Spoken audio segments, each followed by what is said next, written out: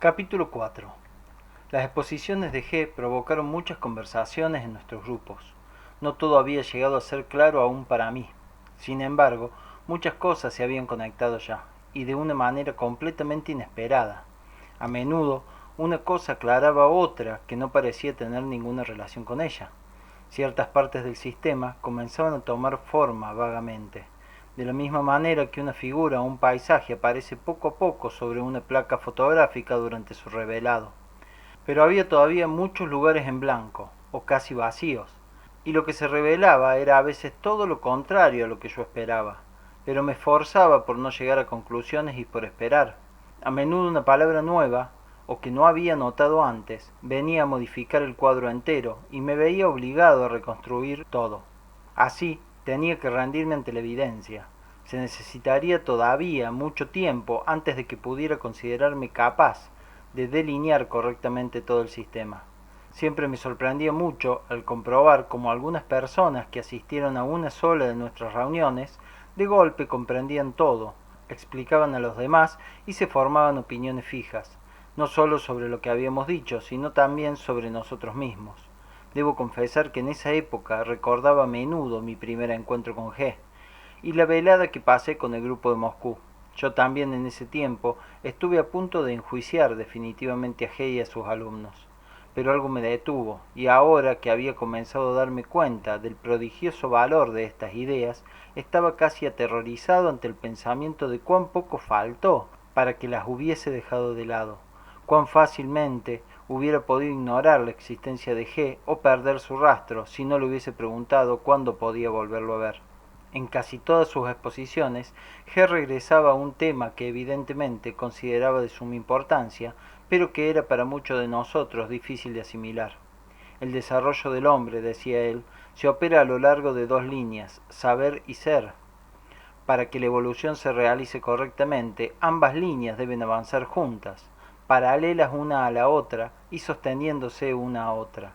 Si la línea del saber sobrepasa demasiado a la del ser, o si la línea del ser sobrepasa demasiado a la del saber, el desarrollo del hombre no puede hacerse regularmente. Tarde o temprano tiene que detenerse. La gente capta lo que debe entenderse por saber, reconoce la posibilidad de diferentes niveles de saber, comprende que el saber puede ser más o menos elevado, es decir, de más o menos buena calidad. Pero esta comprensión no la aplican al ser, para ellos el ser designa simplemente la existencia, que ellos oponen a la no existencia. No comprenden que el ser puede situarse a niveles muy diferentes, incluir varias categorías. Tomen por ejemplo el ser de un mineral y el ser de una planta. Son dos seres diferentes. El ser de una planta y el de un animal son también dos seres diferentes. Igualmente lo son el ser de un animal y el ser de un hombre, pero dos hombres pueden diferir en su ser más aún que un mineral y un animal. Esto es exactamente lo que la gente no capta. Ellos no comprenden que el saber depende del ser, y no solamente no lo comprenden, sino que no quieren comprenderlo. En la civilización occidental en particular, se admite que un hombre puede poseer un saber vasto, que pueda ser, por ejemplo, un sabio eminente, autor de grandes descubrimientos, un hombre que hace progresar a la ciencia y que al mismo tiempo pueda ser y tiene el derecho de ser un pobre hombre egoísta, discutidor, mezquino, envidioso, vanidoso, ingenuo y distraído. Parece que aquí se considera que un profesor tiene que olvidar en todas partes su paraguas, y sin embargo tal es su ser, pero en Occidente se estima que el saber de un hombre no depende de su ser. La gente da mayor valor al saber, pero no sabe darle al ser un valor igual, y no tiene vergüenza del nivel inferior de su propio ser. Ni siquiera comprende lo que esto quiere decir. Nadie comprende que el grado del saber de un hombre es función del grado de su ser. Cuando el saber excede demasiado al ser, se vuelve teórico, abstracto, inaplicable a la vida. Aún puede tornarse nocivo, porque en lugar de servir a la vida y de ayudar a la gente en su lucha contra las dificultades que la asaltan, tal saber comienza a complicarlo todo. Desde luego ya no puede aportar sino nuevas dificultades, nuevos problemas y toda clase de calamidades que no existían antes. La razón de esto es que el saber que no está en armonía con el ser nunca puede ser bastante grande, o mejor dicho, no puede estar lo suficientemente calificado para las necesidades reales del hombre. Este será el saber de una cosa ligado a la ignorancia de otra, será el saber del detalle ligado a la ignorancia del todo, el saber de la forma ignorante de la esencia. Tal preponderancia del saber sobre el ser puede ser comprobada en la cultura actual. La idea del valor y de la importancia del nivel del ser está completamente olvidada, y se ha olvidado también que el nivel del saber está determinado por el nivel del ser. De hecho, a cada nivel de ser corresponden ciertas posibilidades de saber bien definidas, dentro de los límites de su ser dado. La calidad del saber no se puede cambiar y dentro de estos límites, la única posibilidad de cambio reside en la acumulación de informaciones de una sola y misma naturaleza. Un cambio en la naturaleza del saber es imposible sin un cambio en la naturaleza del ser. Tomado en sí, el ser de un hombre presenta múltiples aspectos. El del hombre moderno se caracteriza sobre todo por la ausencia de unidad en sí mismo y por la ausencia aún de la menor traza de aquellas propiedades que le complace especialmente atribuirse. La conciencia lúcida, la libre voluntad, un ego permanente o yo, y la capacidad de hacer. Si por asombroso que esto les parezca, les diré que el rasgo principal del ser de un hombre moderno, que explica todo lo que le falta, es el sueño. El hombre moderno vive en el sueño, nacido en el sueño, muere en el sueño. Del sueño, de su significado y de su papel en la vida hablaremos más tarde. Ahora reflexionen solamente en esto. ¿Qué puede saber un hombre que duerme? Si ustedes piensan en ello, recordando al mismo tiempo que el sueño es el rasgo principal de nuestro ser, no tardará en ser evidente para ustedes que un hombre, si verdaderamente quiere saber, debe reflexionar ante todo en las maneras de despertarse, es decir, de cambiar su ser. El ser exterior del hombre tiene muchos lados diferentes: actividad o pasividad, veracidad o mala fe, sinceridad o falsedad, coraje o cobardía, control de sí mismo o libertinaje, irritabilidad, egoísmo, disposición al sacrificio, orgullo, vanidad, presunción, asiduidad, pereza, sentido moral, depravación. Todos estos rasgos y muchos más componen el ser de un hombre. Pero todo esto en el hombre es enteramente mecánico. Si miente, significa que no puede dejar de mentir. Si dice la verdad, significa que no puede dejar de decir la verdad. Y así es en todo. Todo sucede. Un hombre no puede hacer nada, ni interior ni exteriormente. Sin embargo, hay límites. Por regla general, el ser del hombre moderno es de una calidad muy inferior, a veces de una calidad tan inferior que no hay posibilidad de cambio para él. Nunca hay que olvidarlo. Aquellos cuyo ser puede aún cambiar se pueden considerar afortunados. Hay tantos que son definitivamente enfermos, máquinas rotas con las cuales no se puede hacer nada, son la gran mayoría. Pocos son los hombres que pueden recibir el verdadero saber. Si ustedes reflexionan sobre esto, comprenderán por qué no lo pueden los otros. Su ser se opone a ello. En general, el equilibrio del ser y del saber es aún más importante que el desarrollo separado de uno o del otro, porque un desarrollo separado del ser o del saber no es deseable de ninguna manera, aunque este desarrollo unilateral sea precisamente lo que parece atraer de manera especial a la gente. Cuando el saber predomina sobre el ser, el hombre sabe pero no tiene el poder de hacer. Es un saber inútil. Inversamente, cuando el ser predomina sobre el saber, el hombre tiene el poder de hacer pero no sabe qué hacer. Así, el ser que él ha adquirido no le puede servir para nada y todos sus esfuerzos han sido inútiles. En la historia de la humanidad encontramos numerosos ejemplos de civilizaciones enteras que perecieron ya sea porque su saber sobrepasaba a su ser o porque su ser sobrepasaba a su saber. ¿A qué conduce un desarrollo unilateral del saber y un desarrollo unilateral del ser?, preguntó uno de nuestros asistentes.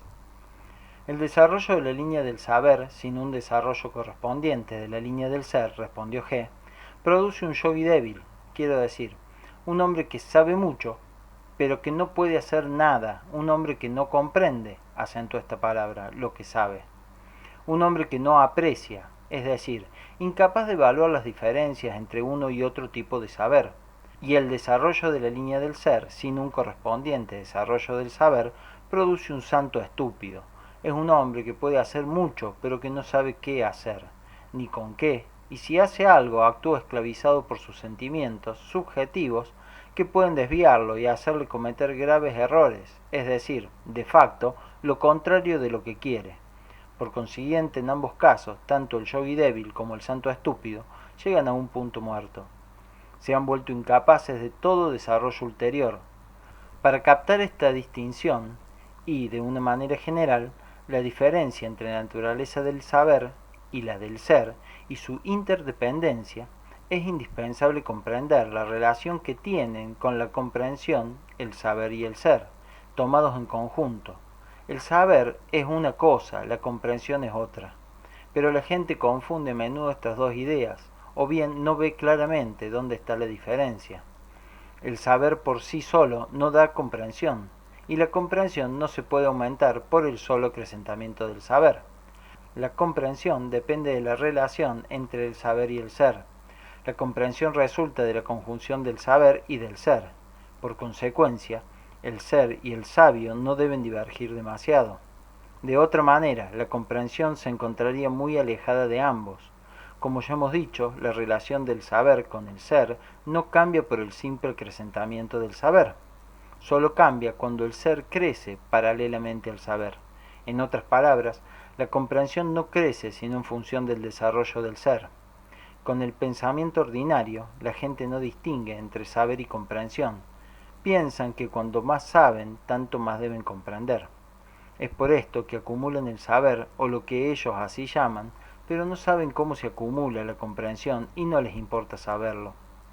Por lo tanto, una persona ejercitada en la observación de sí sabe con certidumbre que en diferentes periodos de su vida ha comprendido una sola y misma idea, un solo y mismo pensamiento de maneras totalmente diferentes. A menudo le parece extraño que haya podido comprender tan mal lo que ahora comprende tan bien, según cree. Sin embargo, se da cuenta que su saber sigue siendo el mismo, que hoy no sabe nada más que ayer, que es entonces lo que ha cambiado. Lo que ha cambiado es su ser. Tan luego cambia el ser, la comprensión tiene también que cambiar. La diferencia entre el saber y la comprensión se aclara al darnos cuenta que el saber puede ser la función de un solo centro. Por el contrario, la comprensión es la función de los tres centros.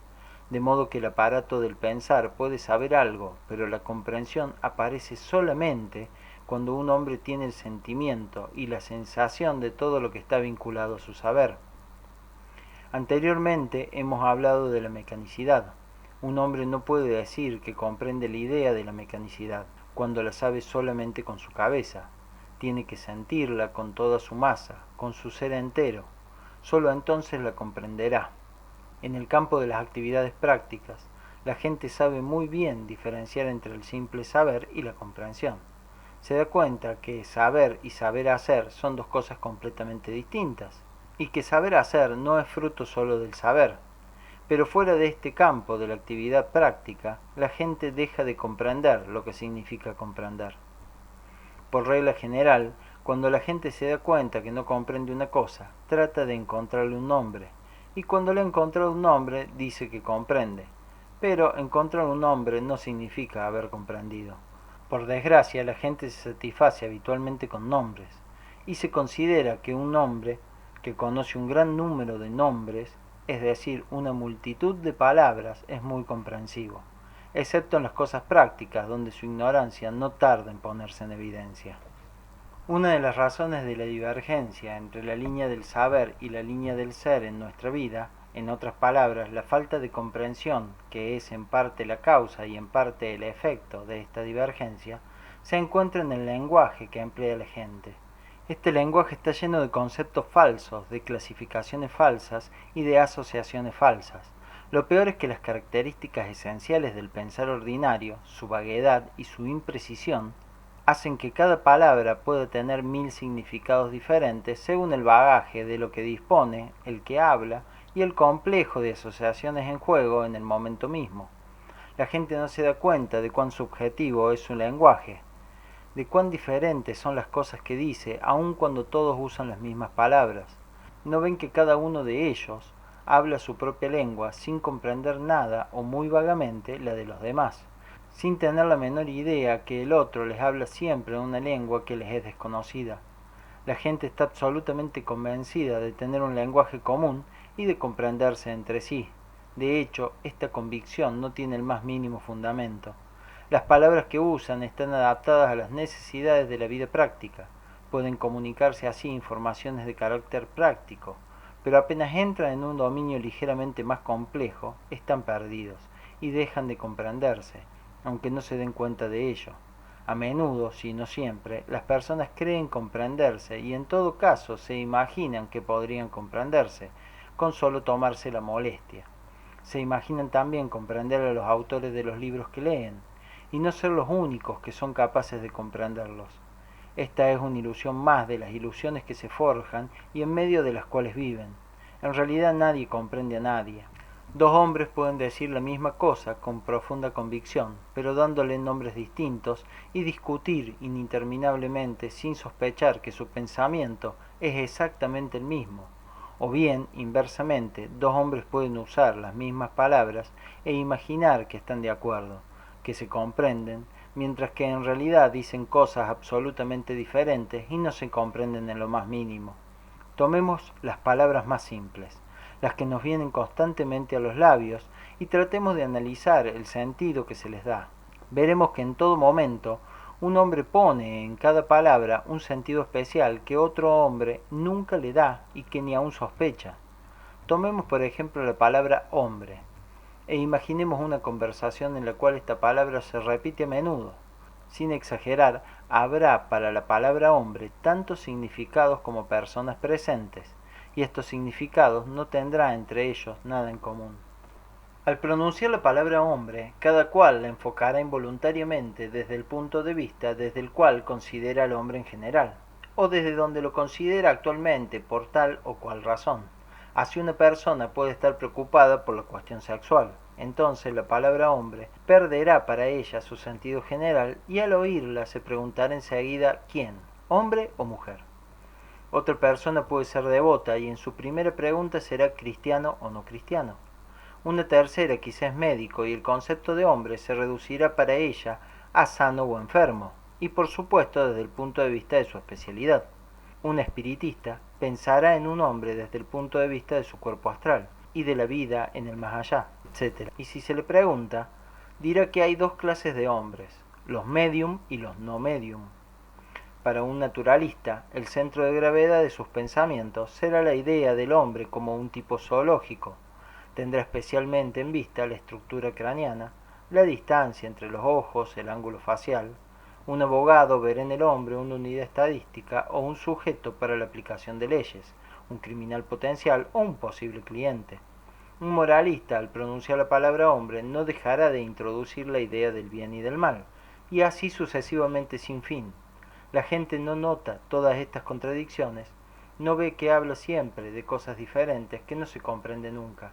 Es muy evidente que para estudios bien encaminados, para un intercambio exacto de pensamientos, es necesario un lenguaje exacto, un lenguaje que haga posible la expresión efectiva de lo que se quiere decir, que permite incluir cada vez una indicación del punto de vista desde el cual se encara un concepto dado, a fin de que el centro de gravedad de este concepto esté bien determinado.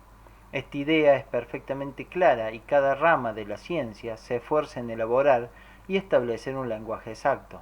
Pero no hay un idioma universal. La gente no deja de confundir los lenguajes de las diferentes ciencias y nunca puede establecer sus relaciones justas. Aún tomando aisladamente cada rama de la ciencia, aparecen constantemente nuevas terminologías, nuevas nomenclaturas. Mientras más avanzan las cosas, peor se ponen. La incomprensión mutua, en lugar de disminuir, no hace sino crecer, y hay toda razón para pensar que ésta seguirá ampliándose siempre en el mismo sentido. La gente se comprenderá cada vez menos. Para una comprensión exacta es imprescindible un lenguaje exacto, y el estudio de los sistemas del conocimiento antiguo comienza por el estudio de un lenguaje que permitirá precisar de inmediato lo que está dicho, desde qué punto de vista y con relación a qué. Este lenguaje nuevo casi no contiene términos nuevos ni nomenclatura nueva, pero su estructura se basa sobre un principio nuevo, el principio de la relatividad.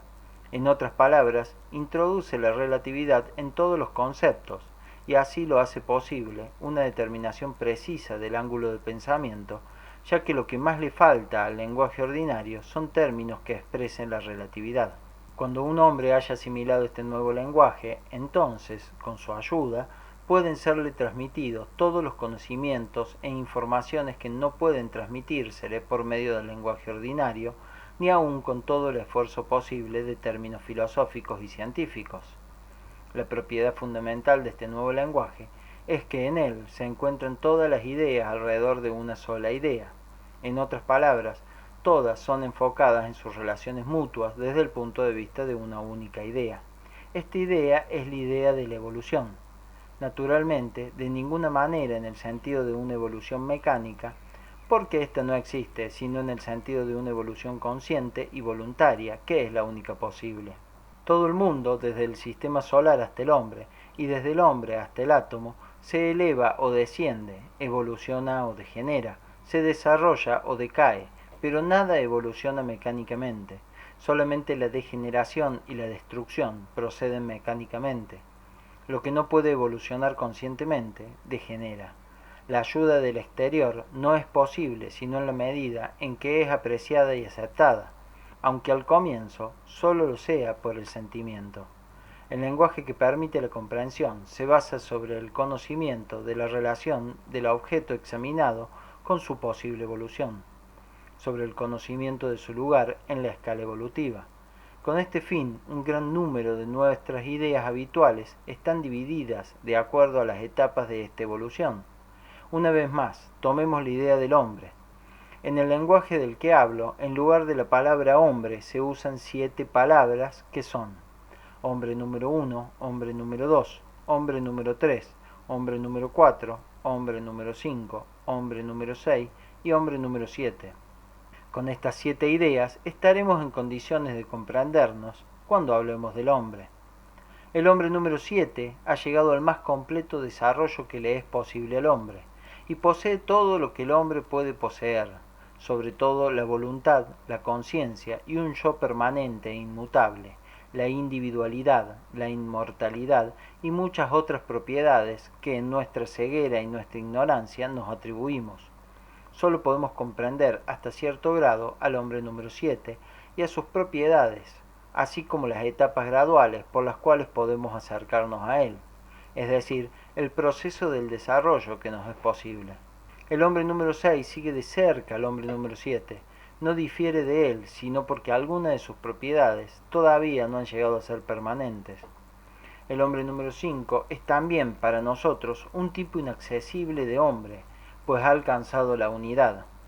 El hombre número 4 es un grado intermedio, hablaré de él más adelante. Los hombres número 1, 2 y 3 constituyen la humanidad mecánica, permanecen en el nivel en que han nacido. El hombre número 1 tiene el centro de gravedad de su vida psíquica en el centro motor. Es el hombre del cuerpo físico, en el cual las funciones del instinto y del movimiento siempre predominan sobre las funciones del sentimiento y del pensar. El hombre número 2 está en el mismo nivel de desarrollo, pero el centro de gravedad de su vida psíquica está en el centro emocional. Es entonces aquel hombre en quien las funciones emocionales predominan sobre todas las otras. Es el hombre del sentimiento, el hombre emocional. El hombre número 3 también está en el mismo nivel de desarrollo, pero el centro de gravedad de su vida psíquica se encuentra en el centro intelectual. En otras palabras, es un hombre en quien las funciones intelectuales predominan sobre las funciones emocionales, instintivas y motrices.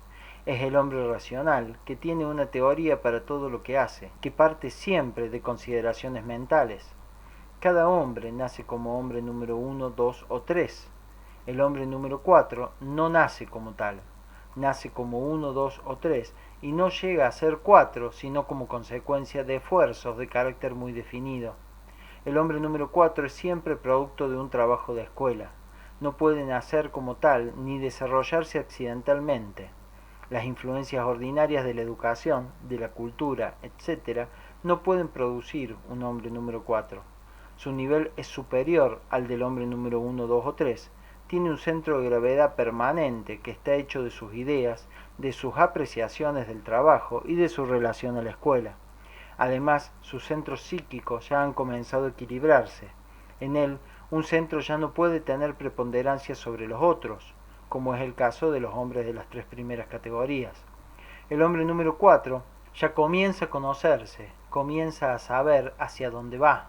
El hombre número 5 ya es el producto de una cristalización, ya no puede cambiar continuamente como el hombre número 1, 2 y 3. Pero debe tener en cuenta que el hombre número 5 puede ser tanto el resultado de un trabajo justo como el resultado de un trabajo equivocado. Puede haber llegado a ser número 5 después de haber sido hombre número 4 y puede haber llegado a ser número 5 sin haber sido número 4. En este caso, no podrá seguir desarrollándose. No podrá llegar a ser número 6 y número 7. Para llegar a ser número 6, primero tendrá que volver a fundir completamente su esencia, ya cristalizada. Tendrá que perder intencionalmente su ser de hombre número 5. Pero esto no puede llevarse a cabo sino a través de sufrimientos terribles. Felizmente, tales casos de desarrollo equivocado son muy poco frecuentes. La división del hombre en 7 categorías permite darse cuenta de miles de particularidades que no pueden ser comprendidas de otra manera. Esta división es una primera aplicación al hombre del concepto de la relatividad. Cosas aparentemente idénticas pueden ser completamente diferentes según la categoría de hombres de donde realmente surgen, o en función de la cual se las encara. Según este concepto, todas las manifestaciones interiores y exteriores del hombre, todo lo que le es propio, todas sus creaciones, están igualmente divididas en 7 categorías. Por lo tanto, ahora podemos decir que hay un saber número 1, basado en la imitación, los instintos o aprendido de memoria, machacando, ejercitando repetidas veces. El hombre número 1, si es un hombre número 1 en todo el sentido de la palabra, adquiere todo su saber como un mono o como un loro. El saber del hombre número 2 es simplemente el saber de lo que a él le gusta. El hombre número 2 no quiere saber nada de lo que no le gusta. Siempre y en todo quiere algo que le agrade. O bien, si es un enfermo, por el contrario, es atraído por todo lo que le desagrada. Está fascinado por sus propias repugnancias, por todo lo que provoca en él horror, espanto y náusea. El saber del hombre número 3 es un saber basado en un pensar subjetivamente lógico, en palabras, en una comprensión literal. Es el saber del ratón de biblioteca, de los escolásticos. Por ejemplo, son hombres número 3 los que han contado cuántas veces se repite cada letra del alfabeto árabe en el Corán y han basado en esto todo un sistema de interpretación. El saber del hombre número 4 es de una especie totalmente diferente. Es un saber que viene del hombre número 5, quien lo ha recibido del hombre número 6, el cual a su vez lo ha recibido del hombre número 7. Sin embargo, es innecesario decir que el hombre número 4 asimila solo el conocimiento de lo que le corresponde a sus poderes. Pero en comparación con el saber del hombre número 1, 2 y 3, el saber del hombre número 4 ha comenzado a liberarse de los elementos subjetivos. El hombre número 4 está en camino hacia el saber objetivo. El saber del hombre número 5 es un saber total e indivisible. El hombre número 5 posee ahora un yo indivisible, y todo su conocimiento pertenece a este yo. Ya no puede tener un yo que sepa algo sin que otro yo no esté informado. Lo que sabe lo sabe con la totalidad de su ser. Su saber está más cercano al saber objetivo que el del hombre número 4. El saber del hombre número 6 representa la totalidad del saber accesible al hombre, pero aún puede ser perdido. El saber del hombre número 7 es completamente suyo, y ya no se le puede quitar. Es el saber objetivo y enteramente práctico de todo. Con el ser pasa exactamente lo mismo. Hay el ser del hombre número 1, es decir, de aquel que vive a través de sus instintos y de sus sensaciones. Hay el ser del hombre número 2, que vive de sus sentimientos y de sus emociones. Y el ser del hombre número 3, el hombre racional, el teórico y así sucesivamente. Es así que se comprende por qué el saber nunca puede estar muy alejado del ser. Debido a su ser, los hombres número 1, 2 y 3 no pueden poseer el saber de los hombres 4, 5 y niveles superiores. Cualquier cosa que se les dé, lo interpretan a su modo. no sabrían hacerlo de otra manera, sino rebajándolo a su propio nivel inferior. Se puede aplicar el mismo tipo de división en 7 categorías a todo lo que se refiere al hombre. Hay un arte número 1, que es el arte del hombre número 1. Un arte de imitación, de simulacro o bien groseramente primitivo y sensual, como la música y las danzas de los pueblos salvajes.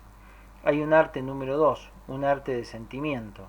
Un arte número 3, que es intelectual, inventado, y debe haber un arte número 4, 5, etc.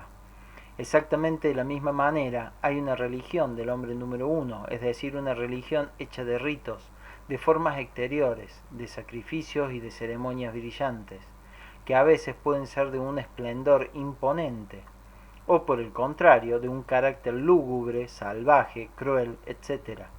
Y hay una religión del hombre número 2, la religión de la fe, del amor, del fervor, de la adoración y del entusiasmo, que no tarda en transformarse en una religión de persecución, de opresión y de exterminio de los herejes o de los paganos. Hay una religión del hombre número 3, intelectual y teórica, una religión de pruebas y argumentos, basada en razonamientos, interpretaciones y deducciones lógicas. En realidad, las religiones número 1, 2 y 3 son las únicas que conocemos. Todas las formas religiosas conocidas por nosotros pertenecen a una u otra de estas 3 categorías. En cuanto a la religión de los hombres número 4, 5, 6 y 7, no las conocemos y no podemos conocerlas mientras sigamos siendo lo que somos.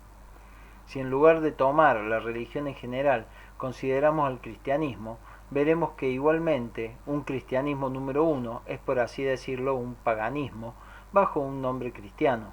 El cristianismo número 2 es una religión del sentimiento, algunas veces muy pura pero desprovista de fuerza, y otras veces sanguinaria y atroz, como la que condujo a la Inquisición y a las guerras religiosas. El cristianismo número 3, ejemplo del cual nos ofrecen las diferentes formas de protestantismo, se basan en teorías, argumentos y en toda una dialéctica, etc. Luego hay un cristianismo del hombre número 4, del cual los hombres número 1, 2 y 3 no tienen la menor idea. De hecho, el cristianismo número 1, 2 y 3 no es sino una imitación exterior. Solo el hombre número 4 se esfuerza por llegar a ser un cristiano, y solo el hombre número 5 puede ser realmente un cristiano, porque para ser un cristiano hay que tener el ser de un cristiano, es decir, vivir conforme a los preceptos de Cristo. Los hombres número 1, 2 y 3 no pueden vivir conforme a los preceptos de Cristo, porque para ellos todo sucede. Hoy es una cosa, mañana es otra. Hoy están prontos a darle a un hombre su última camisa y mañana a despedazarlo porque ha rehusado hacer lo mismo con ellos. Son arrastrados al azar del acontecer, van a la deriva, no son sus propios amos y por consiguiente, aun si deciden ser cristianos, no pueden serlo de verdad. La ciencia, la filosofía y todas las manifestaciones de la vida y de la actividad humana se pueden dividir exactamente de la misma manera en 7 categorías, pero el lenguaje ordinario de los hombres está muy lejos de tener en cuenta estas divisiones y debido a esto es tan difícil para ellos comprenderse. Al analizar los diferentes sentidos subjetivos de la palabra hombre, hemos visto cuán variados y contradictorios y sobre todo cuán velados e indiscernibles, aun para quien habla, son los sentidos y matices de sentidos, creados por asociaciones habituales que pueden introducirse en una palabra. Tomemos otra palabra, mundo, por ejemplo. Cada cual la comprende a su manera, cada cual al decir u oír la palabra mundo, tiene sus asociaciones particulares, totalmente incomprensibles para otro. Cada concepción del mundo, cada forma de pensar habitual, trae consigo sus propias asociaciones, sus propias ideas. Para un hombre cuya concepción del mundo sea religiosa, por ejemplo un cristiano, la palabra mundo llama de inmediato a toda una serie de ideas religiosas y necesariamente se asocia a la idea de Dios, a la idea de la creación del mundo o del fin del mundo, de este mundo pecador y así sucesivamente. Para un adepto del Vedanta, el mundo será ante todo ilusión, maya. Un teósofo pensará en los diferentes planos, físico, astral, mental, etc. Un espiritista pensará en el mundo del más allá, en el mundo de los espíritus. Un físico mirará el mundo desde el punto de vista de la estructura de la materia. será un mundo de moléculas, de átomos, de electrones. Para el astrónomo, el mundo será un mundo de estrellas y de galaxias. Y esto no es todo. El mundo de los fenómenos, el del noúmeno, el mundo de la cuarta y otras dimensiones, el mundo del bien y del mal, el mundo material y el inmaterial, la relación de las fuerzas entre las diversas naciones del mundo, la cuestión de si el hombre puede ser salvado en el mundo, etcétera, etcétera. Los hombres tienen miles de ideas diferentes sobre el mundo, pero les falta esta idea general que les permitirá comprenderse mutuamente y determinar de inmediato desde qué punto de vista se proponen mirar el mundo. Es imposible estudiar un sistema del universo sin estudiar al hombre. Al mismo tiempo es imposible estudiar al hombre sin estudiar el universo. El hombre es una imagen del mundo. Ha sido creado por las mismas leyes que crearon el mundo entero. Si un hombre se conociera y se comprendiera a sí mismo, conocería y comprendería el mundo entero, todas las leyes que crean y que gobiernan el mundo. E inversamente, a través del estudio del mundo y de las leyes que lo gobiernan, aprendería y comprendería las leyes que lo gobiernan a él mismo. A este respecto, ciertas leyes se comprenden y asimilan más fácilmente por medio del estudio del mundo objetivo, y otras no pueden ser comprendidas sino por el estudio de sí.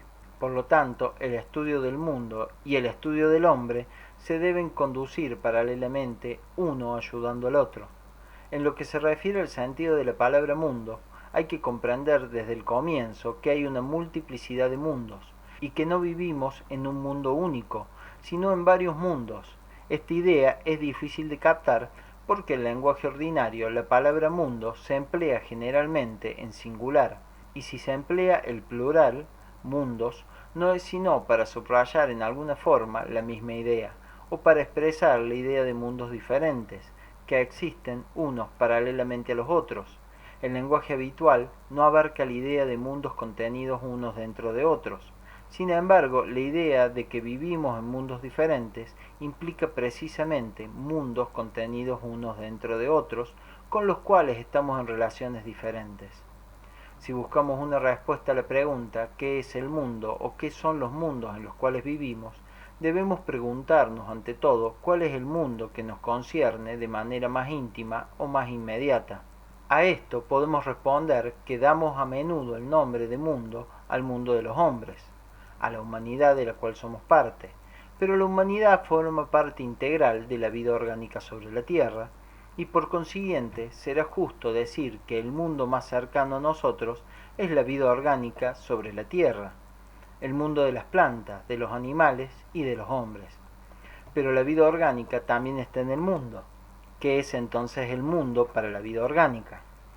Para la vida orgánica, el mundo es nuestro planeta, la Tierra. Pero la Tierra también está en el mundo. ¿Qué es entonces el mundo para la Tierra?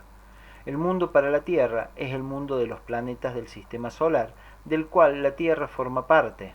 ¿Qué es el mundo para todos los planetas tomados en conjunto? El Sol, o la esfera de influencia solar, o el sistema solar del cual los planetas forman parte. Para el Sol, a su vez, el mundo es nuestro mundo de las estrellas, o la Vía Láctea, una acumulación enorme de sistemas solares. Y más lejos todavía, desde el punto de vista astronómico, es completamente posible presumir la existencia de una multitud de mundos a distancias enormes unos de otros, en el espacio de todos los mundos. Estos mundos tomados en conjuntos serán el mundo para la Vía Láctea. Y ahora, pasando a conclusiones filosóficas, podemos decir que todos los mundos deben formar de alguna manera desconocida por nosotros e incomprensible una totalidad o una unidad, como una manzana es una unidad. Esta totalidad o esta unidad es el todo, que puede llamarse el absoluto o el independiente, porque incluyendo todo en sí mismo, él mismo no depende de nada. Es mundo para todos los mundos. Lógicamente, es perfectamente posible concebir un estado de cosas donde el todo forma una sola unidad. Tal unidad será ciertamente el absoluto, lo que significa el independiente, ya que siendo todo, no puede dejar de ser indivisible e infinito. El absoluto, es decir, este estado de cosas donde el conjunto constituye un todo, es de alguna manera el estado primordial fuera del cual, por división y diferenciación, surge la diversidad de fenómenos que observamos. El hombre vive en todos los mundos, pero de diferentes maneras. Esto significa que ante todo está influido por el mundo más cercano, con el que él vive en contacto inmediato, ya que forma parte de éste. Los mundos más alejados influyen también sobre el hombre, ya sea directamente o a través de los mundos intermedios, pero su actuación disminuye en razón directa de su alejamiento o de su diferenciación respecto al hombre. Como lo veremos más tarde, la influencia directa del absoluto no alcanza al hombre, pero la influencia del mundo inmediatamente consecutivo, la del mundo de las estrellas, ya es perfectamente clara en la vida del hombre, aunque la ciencia, por cierto, no sepa nada de esto. Con estas palabras, G terminó su exposición. En la reunión siguiente, todos teníamos muchas preguntas, sobre todo acerca de las influencias de los diferentes mundos, y especialmente el por qué no llega hasta nosotros la influencia del absoluto. Antes de abordar estas preguntas y las leyes de la transformación de la unidad en pluralidad, comenzó G, debemos examinar la ley fundamental que crea todos los fenómenos en toda la diversidad o la unidad de todos los universos. Esta es la ley de tres, la ley de los tres principios o de las tres fuerzas. Según esta ley, todo fenómeno sobre cualquier escala y en cualquier mundo en que tengan lugar, desde el plano molecular al plano cósmico, es el resultado de la combinación o del encuentro de estas tres fuerzas diferentes y opuestas. El pensamiento contemporáneo reconoce la existencia de dos fuerzas y la necesidad de estas dos fuerzas para que se produzca un fenómeno: fuerza y resistencia, magnetismo positivo y negativo, electricidad positiva y negativa, células masculinas y femeninas, y así sucesivamente, pero no reconocen aún la existencia de estas dos fuerzas siempre y en todas partes. En cuanto a la tercera fuerza, jamás se han preocupado de ella, y si se ha suscitado alguna vez esta cuestión, nadie se ha dado cuenta. Según el conocimiento verdadero y exacto, una fuerza o dos fuerzas no pueden jamás producir un fenómeno. Es necesaria la presencia de una tercera fuerza, porque es únicamente con su ayuda que las dos primeras pueden producir lo que puede llamarse un fenómeno en cualquier nivel. La doctrina de las tres fuerzas está en la raíz de todos los sistemas antiguos. La primera fuerza puede ser llamada activa o positiva, la segunda pasiva o negativa, la tercera neutralizante, pero estos son meramente nombres. En realidad estas tres fuerzas son tan activas una como otra, aparecen como activa, pasiva y neutralizante únicamente en su punto de encuentro, es decir, solamente en el momento en que entran en relación una con otra. Las dos primeras fuerzas son más o menos comprensibles y a veces se puede descubrir la tercera, ya sea en el punto de aplicación de las fuerzas, o en su medio o en su resultado. Pero en general es difícil observar y comprender la tercera fuerza. La razón de esto se debe buscar en los límites funcionales de nuestra actividad psicológica ordinaria y en las categorías fundamentales de nuestra percepción del mundo de los fenómenos, es decir, en nuestra sensación del espacio y del tiempo, resultantes de estas limitaciones. Los hombres no pueden percibir ni observar directamente la tercera fuerza, tal como no pueden percibir en forma espacial la cuarta dimensión. Pero al estudiarse a sí mismo, al estudiar las manifestaciones de su pensamiento, de su conciencia, de su actividad, de sus hábitos, de sus deseos, etc., se puede aprender a observar y a ver en sí mismo la acción de las tres fuerzas. Supongamos, por ejemplo, que un hombre quiere trabajar sobre sí mismo para cambiar alguna de sus características con el fin de alcanzar un nivel de ser más elevado. Su deseo, su iniciativa, será la fuerza activa. La inercia de toda su vida psicológica habitual, que se opone a esta iniciativa, será la fuerza pasiva o negativa. Las dos fuerzas o se contrabalancearán o una vencerá totalmente a la otra, pero al mismo tiempo quedarán demasiado débil para cualquier acción ulterior. Así las dos fuerzas tendrán que girar en cierta forma, una alrededor de la otra, una absorbiendo a la otra, y no producirán resultado alguno. Esto puede prolongarse durante toda una vida. Un hombre puede experimentar un deseo de iniciativa, pero toda su fuerza de iniciativa puede ser absorbido por sus esfuerzos para sobreponerse a la inercia habitual de la vida, sin dejarle nada para alcanzar la meta hacia la cual debería dirigir su iniciativa. y esto puede continuar así hasta que la tercera fuerza haga su aparición, por ejemplo bajo la forma de un nuevo saber, mostrando enseguida la ventaja o la necesidad de un trabajo sobre sí, que de esta manera sostendrá y reforzará la iniciativa. Entonces la iniciativa, con el sostén de la tercera fuerza, podrá vencer la inercia y el hombre llegará a ser activo en la dirección deseada. Se pueden descubrir ejemplos de la acción de las tres fuerzas y de los momentos en que entra en juego la tercera fuerza en todas las manifestaciones de nuestra vida psíquica y en todos los fenómenos de la vida de las comunidades humanas y de la humanidad considerada como una totalidad y en todos los fenómenos de la naturaleza circundante. Al comienzo será suficiente comprender el principio general. Cada fenómeno, sea cual fuere su magnitud, es necesariamente la manifestación de tres fuerzas. Una o dos fuerzas no pueden producir un fenómeno, y si observamos una detención en lo que sea o una vacilación sin fin en el mismo lugar, podemos decir que en dicho lugar falta la tercera fuerza. Para tratar de comprenderla, se debe recordar una vez más que no podemos ver los fenómenos como manifestaciones de las tres fuerzas, porque en nuestros estados subjetivos de conciencia, el mundo objetivo escapa a nuestras observaciones, y en el mundo fenoménico observado subjetivamente, no vemos en los fenómenos sino la manifestación de una o de dos fuerzas. Si pudiéramos ver la manifestación de tres fuerzas en cada acción, veríamos entonces el mundo tal como es, las cosas en sí mismas.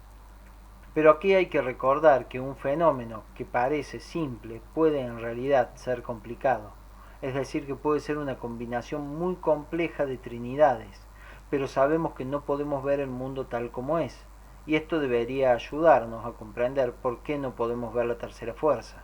La tercera fuerza es una propiedad del mundo real. El mundo subjetivo o fenoménico de nuestra observación es sólo relativamente real, en todo caso no es completo. Volviendo al mundo en que vivimos, podemos decir ahora que en el absoluto, así como por analogía de todo lo demás, las tres fuerzas son activas, la fuerza llamada activa, la fuerza llamada pasiva y la fuerza llamada neutralizante.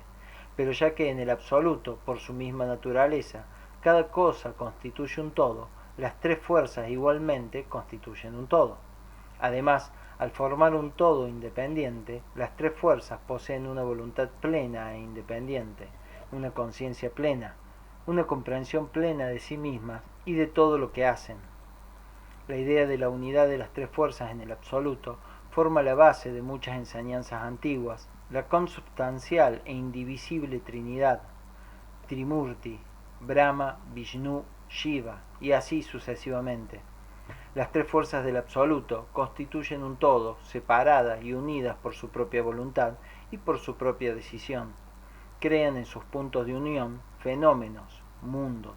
Estos mundos creados por voluntad del absoluto dependen enteramente de esta voluntad en todo lo que concierne a su propia existencia. En cada uno de ellos todavía actúan las tres fuerzas. Sin embargo, puesto que ahora cada uno de estos mundos ya no es el todo, sino solamente una de sus partes, desde entonces las tres fuerzas dejan de formar en ellos un solo todo. Hay ahora tres voluntades, tres conciencias, tres unidades. Cada una de las tres fuerzas contiene en sí misma la posibilidad de las tres. Pero en su punto de encuentro, cada una de ellas no manifiesta sino un principio, el activo, el pasivo o el neutralizante. Las tres fuerzas constituyen juntas una trinidad que produce nuevos fenómenos, pero esta trinidad es diferente. No es aquella que estaba en el absoluto, donde las tres fuerzas, al constituir una totalidad indivisible, poseían una sola voluntad y una sola conciencia. En los mundos del segundo orden, las tres fuerzas están ahora divididas, y sus puntos de unión son de naturaleza diferente. En el absoluto, el momento y el punto de su unión están determinados por su voluntad única. En los mundos del segundo orden, donde ya no hay una voluntad única, sino tres voluntades, los puntos de manifestación están determinados por una voluntad separada, independiente de las otras, y por consiguiente el punto de encuentro resulta accidental, mecánico. La voluntad del absoluto crea los mundos del segundo orden y los gobierna, pero no gobierna su trabajo creador, donde hace su aparición un elemento de mecanicidad. G trazó un diagrama. Imaginemos todos al absoluto como un círculo, y dentro de él una multitud de otros círculos. Estos serán los mundos del segundo orden. Tomemos el primero de estos círculos. El absoluto se le designa con el número 1, ya que en el absoluto las tres fuerzas constituyen un todo. En cuanto a los pequeños círculos, lo designaremos con el número 3, ya que en el mundo del segundo orden las tres fuerzas están ya divididas. En cada uno de estos mundos del segundo orden, las tres fuerzas divididas crean, al encontrarse, mundos nuevos de un tercer orden. Consideremos algunos de estos mundos. Los mundos del tercer orden, creados por las tres fuerzas que actúan semimecánicamente, ya no dependen de la voluntad única del absoluto, sino de tres leyes mecánicas. Estos mundos son creados por las tres fuerzas, y una vez creados manifiestan tres fuerzas nuevas en su propio orden. Por consecuencia, las fuerzas que actúan en los mundos del tercer orden serán 6. En el diagrama, al círculo del tercer orden se le asigna con el número 6, 3 más 3. En estos mundos se crean mundos de un nuevo orden, el cuarto. En el mundo del cuarto orden actúan las tres fuerzas del mundo del segundo orden, las 6 fuerzas del mundo del tercer orden y 3 fuerzas de su propio orden, o sea 12 fuerzas en conjunto. Tomemos uno de estos mundos y designémoslo con el número 12, 3 más 6 más 3. Estos mundos, sujetos a un mayor número de leyes, están todavía más alejados de la voluntad única del absoluto y son aún más mecánicos. Los mundos creados dentro de estos mundos estarán gobernados por 24 fuerzas, 3 más 6 más 12 más 3. A su vez, los mundos creados dentro de estos nuevos mundos estarán gobernados por 48 fuerzas. El número 48 está constituido de la siguiente manera: 3 fuerzas del mundo más cercano al absoluto, 6 fuerzas del mundo consecutivo, 12 fuerzas del siguiente, 24 más del que sigue y 3 de su propio orden. 3 más 6 más 12 más 24 más 3, o sea 48 en total. Los mundos creados dentro de los mundos 48 estarán gobernados por 96 fuerzas, 3 más 6 más 12 más 24 más 48 más 3. Los mundos del orden siguiente, si es que hay más, estarán gobernados por 192 fuerzas y así sucesivamente. Si tomamos uno de los numerosos mundos creados dentro del absoluto, o sea del mundo 3, este representará la totalidad de los mundos estelares análogos a nuestra Vía Láctea. Si tomamos uno de los mundos creados dentro de este mundo 3, o sea el mundo 6, este será la acumulación de estrellas que llamamos la Vía Láctea. El mundo 12 será uno de los soles que componen la Vía Láctea, nuestro Sol. El mundo 24 será el mundo planetario, es decir, todos los planetas del Sistema Solar. El mundo 48 será la Tierra. El mundo 96 será la Luna, y si la Luna tuviera un satélite, este sería el mundo 192 y así sucesivamente. La cadena de los mundos, cuyos eslabones son el absoluto, todos los mundos, todos los soles, nuestro Sol, todos los planetas, la Tierra y la Luna, forman el rayo de creación, en el cual nos encontramos. El rayo de creación es para nosotros el mundo en el sentido más amplio de este término, pero naturalmente el rayo de creación no es el mundo, sino para nosotros, ya que el absoluto da nacimiento a una cantidad indefinida de mundos diferentes, cada uno de los cuales emite un nuevo rayo de creación. Además, cada uno de estos mundos contiene a su vez una cantidad de mundos que representan una nueva refracción del rayo. Y aquí una vez más escogemos solamente uno, nuestra Vía Láctea. La Vía Láctea está formada por una cantidad de soles, pero entre ellos no escogemos sino un sol, aquel que está más cerca de nosotros y del cual dependemos inmediatamente, nuestro Sol, en el cual vivimos, nos movemos y tenemos nuestro ser.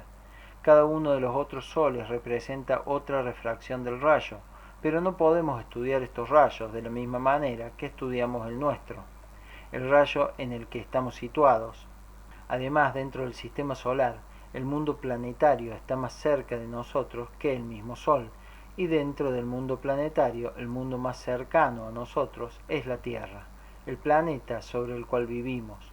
No necesitamos estudiar los otros planetas de la misma manera que estudiamos la Tierra. Basta que los consideremos todos juntos, es decir, sobre una escala notablemente más pequeña que la que usamos para la Tierra. El número de fuerzas de cada mundo, 1, 3, 6, 12, etc., indica el número de leyes a las cuales está sujeto el mundo dado. Cuanto menos leyes hay en un mundo dado, más cerca estará éste de la voluntad del absoluto. Mientras más leyes hay en un mundo dado, tanto mayor es su mecanicidad, tanto más lejos está de la voluntad del absoluto. Vivimos en un mundo sujeto a 48 órdenes de leyes, es decir, muy lejos de la voluntad del absoluto, en un rincón muy remoto y muy sombrío del universo. De este modo, el rayo de creación nos ayuda a determinar y a comprender nuestro lugar en el mundo. Pero como ustedes ven, todavía no hemos contestado a las preguntas sobre las influencias.